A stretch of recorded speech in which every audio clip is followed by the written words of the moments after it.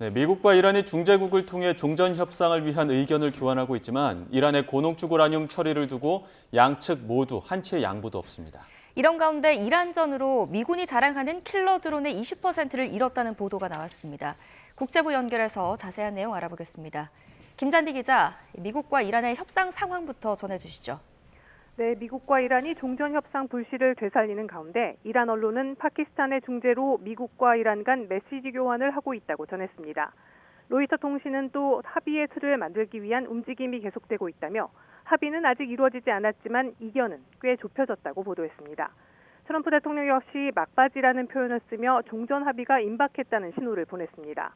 또 전쟁이 매우 곧 끝날 것이라고 다시 한번 강조했는데요. 하지만 종전 협상의 최대 쟁점인 이란의 고농축 우라늄 처리를 놓고 양측 입장은 여전히 팽팽합니다.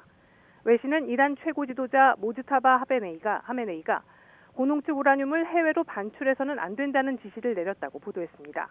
공개석상에 나타난 적 없는 모즈타바가 직접 우라늄은 이란에 남아 있어야 한다고 말해 이 문제만큼은 양보가 없다는 메시지로 읽힙니다. 그러자 트럼프 대통령은 이란의 고농축 우라늄 보유를 허용하지 않겠다고 거듭 강조했습니다.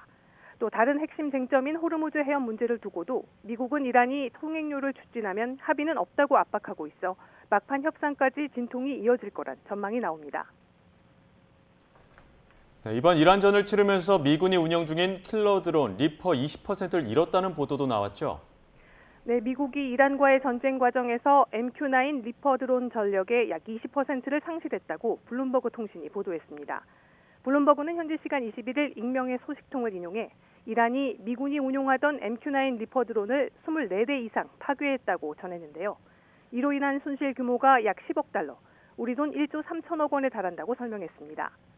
리퍼 드론은 하늘의 암살자로 불리는데 미국이 지난 20년간 대테러전과 중동작전에서 핵심적으로 사용해온 중고도 장기 채공 공격용 드론입니다. 보도에 따르면 상당수의 리퍼는 이란군의 지대공 미사일과 방공망에 의해 격추됐고 일부는 미군 기진에 대한 미사일 공격 과정에서 파괴됐습니다. 또 전자전과 GPS 교란 이후 추락한 사례도 있는 것으로 전해졌습니다. 리퍼 드론 한 대의 가격은 대략 3천만 달러, 451억 6천만 원 정도인 것으로 알려졌습니다.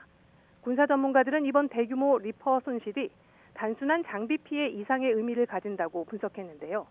이란이 예전처럼 단순 저고도 드론만 운용하는 게 아니라 장거리 지대공 미사일과 분산형 레이더망, GPS 교란, 이동식 방공체계 등을 조합해 리퍼의 약점을 알아챘다는 겁니다. 리퍼는 반군이나 테러 조직의 목표를 핀셋 제거하는 데는 효과적이었지만 이란처럼 장거리 레이더망과 이동식 방공체계를 갖춘 국가급 상대에게는 구조적 한계를 드러냈다는 지적입니다.